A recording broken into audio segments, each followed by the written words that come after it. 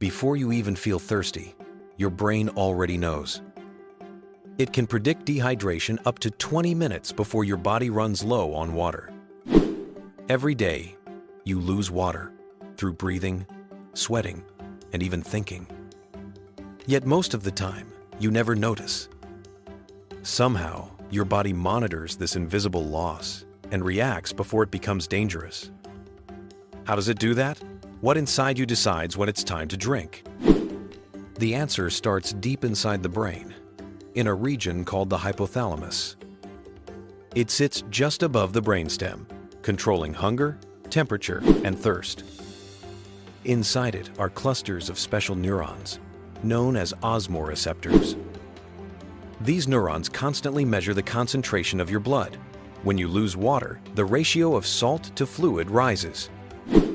The osmoreceptors detect this tiny chemical change as little as a 1% difference and send urgent signals through the nervous system.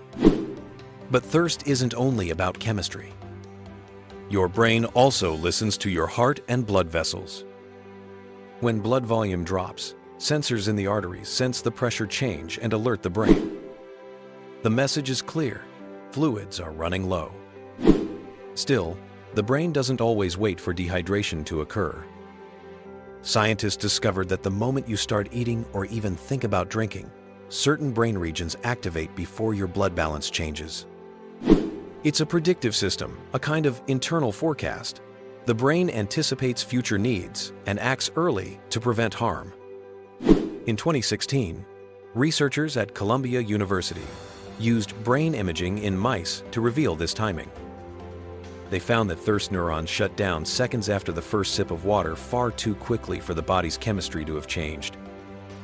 The brain predicts that water is coming and silences thirst in advance. But what happens when this system fails? In old age, these signals weaken.